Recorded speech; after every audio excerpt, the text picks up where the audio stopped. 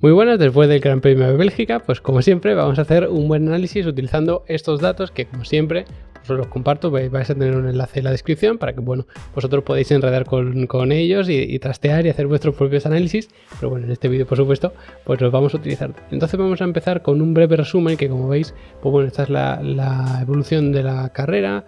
Aquí tenemos lo que es la evolución de las posiciones y realmente vemos algo interesante, y es que hay muchos cambios de posición. Eso es lo que nos da siempre pues una idea de si la carrera es más bien entretenida o más bien aburrida, ¿no? Es verdad que incluso pues el último cuarto de la carrera apenas hay cambio de posición. Yo diría que incluso el último tercio de la carrera estuvo un poquito más descafeinada, pero sobre todo la primera mitad fue bastante apasionante. Veis que hay un lío de líneas por todas partes y eso significa que la carrera estuvo bastante entretenida.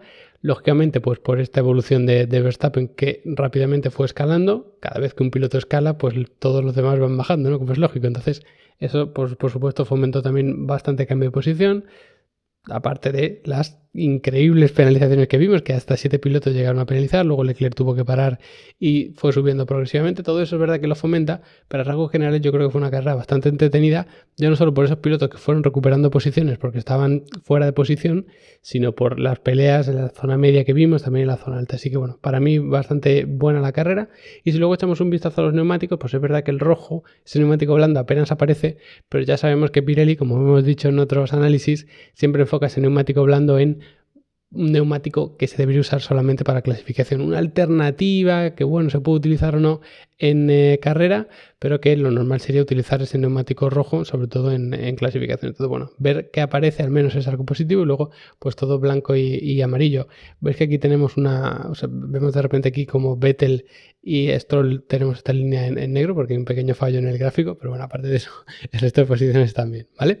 Así que bueno, habiendo visto esto un poco un resumen general, que es algo positivo, el tema de los neumáticos, está claro, por cierto, que el neumático medio fue el gran protagonista. No solo lo vemos aquí con tantas líneas amarillas, sino en las vueltas totales, que incluso más de la mitad de las vueltas se dieron con este neumático medio, y luego la tanda más larga que se llegó a dar también fue con el neumático medio, que esto está pues condicionado por quién lo monta, en qué momento lo monta, si sale un safety car mientras lo está poniendo. Pero bueno, la idea es que si vemos esto de la tanda más larga, no había un neumático que durase muchísimo más que el resto, y es un circuito Spa en el que se estresa mucho lateralmente por las cargas laterales que tiene, y además es un circuito en el que la temperatura pues sorprendió. Así que todo eso hace que los neumáticos se degradasen un poco más de lo esperado, y además que se utilizasen los tres de una forma más o menos equitativa, ¿no?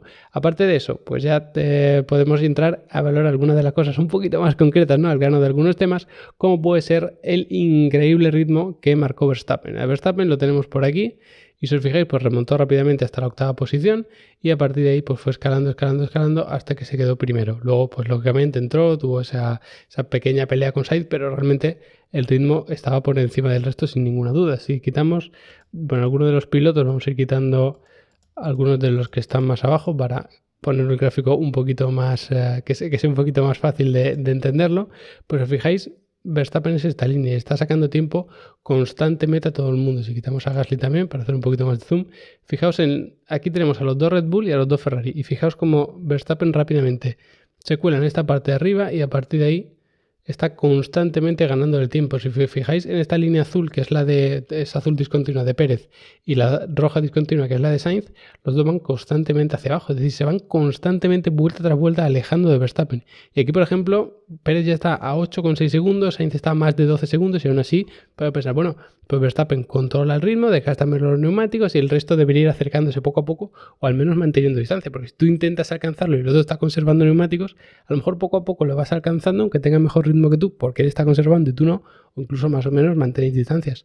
Pero es que no fue el caso, es que Verstappen seguía ganando ventaja a todos sus rivales, a los dos Ferrari y al propio Checo Pérez. Y luego, bueno, si nos fijamos en el ritmo, pues queda patente quién tuvo el mejor ritmo, ¿no? El más, el número inferior, que sería el ritmo más rápido, lo tenemos aquí con Verstappen, con su tercer stint, que también fue el segundo mejor stint, fue el propio de Verstappen. Pero si comparamos, por ejemplo, el segundo stint de Verstappen entre las vueltas 16 y 19 con el segundo de Pérez entre las 15 y 26, más o menos relativamente parecido a su stint. Pérez está en 1.53.2 y Verstappen en 1.52.4. O sea, es que el ritmo de Verstappen no tenía competencia. De hecho, si os fijáis aquí, la línea roja es la de Pérez, la línea turquesa es la de Verstappen, está constantemente sacando una distancia brutal. Aquí, por ejemplo, le saca un poquito menos de un segundo, unas 8 décimas, pero que en la anterior le saca un segundo, en la anterior le saca casi otro segundo, incluso un poquito más, en la anterior pues otra vez esas en torno a 8 décimas, entonces tener un ritmo un segundo por vuelta más rápido es brutal. Luego es verdad que el último stint pues es más complicado compararlo porque aquí vemos a Verstappen con el medio, Pérez con el duro, entonces es un poco, digamos que diferente, ¿no? Porque pueden decir, bueno, pues otra vez Verstappen está sacando esas 8 décimas, pero también influye de diferente manera el desgaste en un neumático que en otro, se supone que el medio es más rápido que el duro, entonces es un poco más complicado comparar, pero si comparamos el testing, que es prácticamente igual, casi un segundo por vuelta es lo que le estaba sacando Verstappen a su compañero de equipo, y si lo comparamos con Leclerc, pues bueno, la verdad que es Leclerc este stint lo alarga muchísimo, pero es que luego cuando Leclerc pone un neumático nuevo, la distancia es de unas 7 décimas. Esto realmente es muy poco. O sea, para que tú lleves un neumático nuevo y el otro lleve un neumático de unas 15 vueltas y solo le saque 7 décimas, que luego incluso se convierten en menos, esto es poquísimo. De hecho, aquí le está sacando 2 décimas con un neumático muchísimo, muchísimo más joven. Y luego ya cuando Verstappen para, lógicamente, pues le vuelve a sacar esa ventaja. Y si lo comparamos con Sainz, pues es verdad que la estrategia de Sainz puede ser un poquito más parecida a la de Leclerc y demás, porque la distancia es abismal. O sea, es que no había ningún tipo de comparación. Así que está claro que Verstappen arrasó y luego, pues además se llevó esa vuelta rápida porque Leclerc no fue capaz de quitársela, ¿no? Polémicas con Alonso, con esa primera curva y demás aparte, pero la realidad es que nadie le pudo quitar esa mejor vuelta a Verstappen. Leclerc se quedó a 6 décimas. Luego por sectores, pues es verdad que tanto Tsunoda como los hombres de McLaren sí que hicieron mejor sector 1, pero luego el sector 2 también de Verstappen, sector 3 también de Verstappen. O sea que aquí poca competencia se encontró el holandés. Luego podemos entrar un poquito más en detalle en las estrategias de Ferrari, que creo que esta vez no fueron malas. Hay un poquito de polémica, por decirlo de alguna manera, o que se cree que falló Ferrari porque salió Sainz con el neumático blando y el resto de pilotos, excepto Leclerc que estaba fuera de posición y Verstappen que también estaba fuera de posición, salieron con el neumático medio. Verstappen y Leclerc, pues lo que quieren era en el primer stint, en las primeras 3-5 vueltas, sacarse a todo el mundo de en medio y sobre todo en la salida, y por lo tanto pues un neumático blando, más blando que el resto. Pero el caso de Sainz es diferente, es decir, vamos a poner un neumático blando para evitar que Pérez nos gane la partida, porque en la salida Sainz estaba primero y el objetivo de Sainz con el neumático blando era mantener esta primera posición sabiendo que el Red Bull iba a ser bastante más rápido. Entonces en esa primera recta larga, la primera vuelta después de la salida, era muy probable que Pérez terminase adelantando a Sainz. Entonces es una alternativa, ¿no? Es decir, vamos a asegurar la salida para mantener esa primera posición, porque luego teóricamente el neumático blando no debería durar mucho menos que el neumático medio. Y realmente, pues si nos fijamos, Sainz para la vuelta 10 y Pérez para la vuelta 13.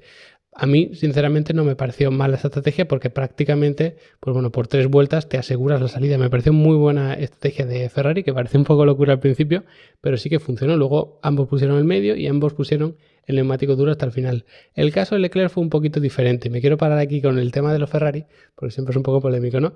Pero al principio, con el safety car, cuando ya pues todo el mundo estaba apelotonado, y ahí estuvo el problema, que perdió todas las posiciones. De hecho, lo vemos aquí.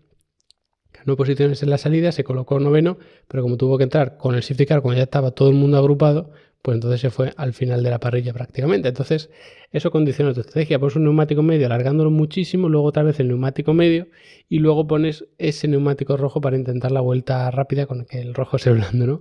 Entonces, bueno, no me pareció del todo mala, pero sí es verdad que a lo mejor aquí poner un neumático duro hubiese sido mejor. Problema, pues que no sabes cómo funciona el neumático duro, porque en este punto solo lo había probado Tsunoda y apenas llevaba 2 vueltas, ¿no? Porque entonces te puedes arriesgar, pero tienes en este caso yo creo más que perder que ganar, porque además si pones un neumático medio te va a ser más fácil adelantar al resto de pilotos. Y si desde la vuelta 2 hasta la vuelta 24 o 22 vueltas las has dado con ese neumático medio, luego el resto, que ya te quedan 20, la puedes volver a dar con el neumático medio. Por lo tanto, creo que con Leclerc también acertaron en la estrategia. Tuvieron otros problemas, en este caso el del rendimiento, pero claro, al final es lo que pasa, ¿no? Cuando Ferrari ha dominado, ha fallado con las estrategias, y cuando no tiene ese rendimiento para dominar, es cuando acierta con las estrategias. Entonces, para ganar carreras lo tienes que tener todo o fallar muy poco en alguna de las cosas, y eso lo ha hecho hasta ahora Red Bull. Ferrari sí que ha fallado más en ambos aspectos. Entonces, bueno, bien las estrategias de Ferrari, pero insuficiente porque el Red Bull aquí la verdad que era muy superior. Luego podemos hablar también pues de ese duelo entre Russell y Sainz, ¿no? Que se vio como parecía que Russell podía ganarle la partida, ya para terminar con el análisis. Y bueno, es verdad que si nos fijamos sobre todo aquí en las curvas, vamos a quitar el resto para verlo un poquito mejor. Si os fijáis, o sea, lo que nos tenemos que fijar aquí ahora es la distancia entre las dos líneas, ¿vale? Es decir, aquí por ejemplo, las dos líneas, la de Russell que es esta verdosa y la de Sainz que es la roja, es verdad que las dos van hacia abajo, pero si os fijáis se van juntando poco a poco. ¿Qué significa esto? Pues que Russell le va recortando tiempo a Sainz porque Sainz está arriba y Russell está abajo, ¿vale? Luego aquí pues pasaría algo parecido, pero si os fijáis al final se mantuvieron estas distancias. Realmente si nos fijamos en el tiempo por vuelta, que lo podemos ver aquí abajo del todo, comparamos a Sainz aquí con Russell, pues es verdad que el primer stint muy difícil compararlo otra vez porque Sainz va con el blando, Russell va con el medio, bueno, cada uno está haciendo su carrera ahí. Podemos decir que el ritmo es bastante similar porque es verdad que Sainz, pues aquí por ejemplo saca muchísimo tiempo, le está sacando incluso un segundo y pico, pero claro, va con el neumático blando, las primeras vueltas, es un poco complicado comparar los tiempos aquí. Luego se estabiliza y más o menos marcan los mismos tiempos. Luego los dos ponen prácticamente al mismo tiempo el neumático medio y si os fijáis, pues bueno, a lo mejor en las primeras vueltas un poquito mejor Sainz, luego un poquito mejor Russell. Luego cuando se alarga mucho el stint parece que el Ferrari sí que tenía mucha más degradación, porque si os fijáis en la línea esta de Sainz, fijaos cómo va creciendo los tiempos. Sin embargo, la de Russell, os quito otro piloto para que lo veáis mejor, es mucho más horizontal. ¿En qué se traduce esto? Que aunque tú tengas el mismo ritmo, si tu degradación es mayor, evidentemente al final te va a estar sacando mucho tiempo. De hecho, en la última vuelta, Russell hace un 53.3 y Carlos un 54.2, o sea, casi un segundo más lento. Esto es insostenible, entonces tuvieron que parar a cambiar el neumático medio mucho antes. Puede ser problema de gestión incluso de Carlos por tener peleas en pista, por intentar apretar más de la cuenta y eso se traduce en una mayor degradación porque es verdad que en Leclerc, por ejemplo, no lo vimos. Entonces yo creo que Carlos sí que hizo una buena carrera, pero viendo esto me da la sensación de que a lo mejor sí que pecó un poco de agresivo con los neumáticos. Luego al final puso el neumático duro y sí es verdad que llegó hasta el final, pero el neumático duro tampoco es que diese demasiados problemas. Lo puso en la vuelta 27, es cuando empezó a hacer tiempos un poco más estables y desde ahí hasta el final a 44 son 17 vueltas. No son muchas, ni mucho menos para el neumático duro, porque incluso el neumático blando era capaz de hacer eso. Entonces, ahí sí que entiendo que mantuvo un ritmo más estable, pero claro, no tampoco es que hiciese falta, ¿no? Porque, por ejemplo, Russell apretó mucho cuando entró, sobre todo para intentar ganar la partida a Carlos, pero fijaos lo que pasó con eso, pues que rápidamente vuelves a hacer unos tiempos, incluso algunos peores que los de Carlos. Entonces, sí que puedes apretar más al principio, pero luego vas a tener mayor degradación. Y pensáis, bueno, las últimas vueltas los tiempos están calcados. Sí, pero porque Carlos llevaba un neumático de unas 5 vueltas más viejo, ¿no? Entonces, si tú aprietas mucho en estas vueltas, lo que pasa es que te cargas esa ventaja de 5 vueltas más nuevo de tu neumático, así que por eso al final terminaron similares. Creo que el Ferrari en este caso sigue siendo más rápido que el Mercedes, lo que pasa es que degradó más el Ferrari, al menos en este stint. Luego en el otro, pues es verdad que degradó más el Mercedes, pero que porque intentó apretar aquí un poco más. Entonces, bueno, yo insisto, como pequeño resumen, viendo estos datos y analizándolos un poco, me da la sensación de que el Ferrari sigue estando por delante del Mercedes, en un circuito que no le favorecía del todo, pero la degradación del Ferrari puede ser un poquito más preocupante, porque aquí entiendo que Russell apretó muchísimo, porque si os fijáis en esta vuelta, Russell le saca un segundo y medio, pero y por eso luego degradó mucho, pero en el caso de Sainz no apretó muchísimo en la primera vuelta, la mantuvo más o menos estable y aún así tuvo mucha degradación. Por eso digo que parece que la degradación del Ferrari aquí era bastante más importante, al menos en el caso de Sainz, que insisto, puede ser porque no gestionase bien los neumáticos, porque apretase demasiado, lo que sea. Así que nada, hasta aquí el análisis de este Gran Premio de Bélgica. Espero que os haya gustado, que hayáis aprendido un poquito más sobre la Fórmula 1. No olvidéis suscribiros a Level Up Academy si os interesa el mundo de la Fórmula 1 y del automovilismo en general, porque tenéis cursos de todo. Es una única membresía y os entra todo el contenido, todos los cursos, las masterclasses, el soporte para las dudas, los certificados, la descarga, todo eso. Así que echad un vistazo, apuntaos que os va a gustar muchísimo, y los que no estéis suscritos al canal de YouTube, pues fundamental también, que además es completamente gratis, y próximamente vamos a hacer un análisis del circuito de Zandvoort para ese Gran Premio de los Países Bajos, y es fundamental, ¿no?, para entender bien ese circuito y disfrutar un poquito más de la Fórmula 1. Así que nada, agradecimiento como siempre por haberos quedado hasta el final del vídeo, especial agradecimiento a todos los que están ya apuntados a Level Up Academy, y nos vemos muy pronto con ese análisis a Zandvoort.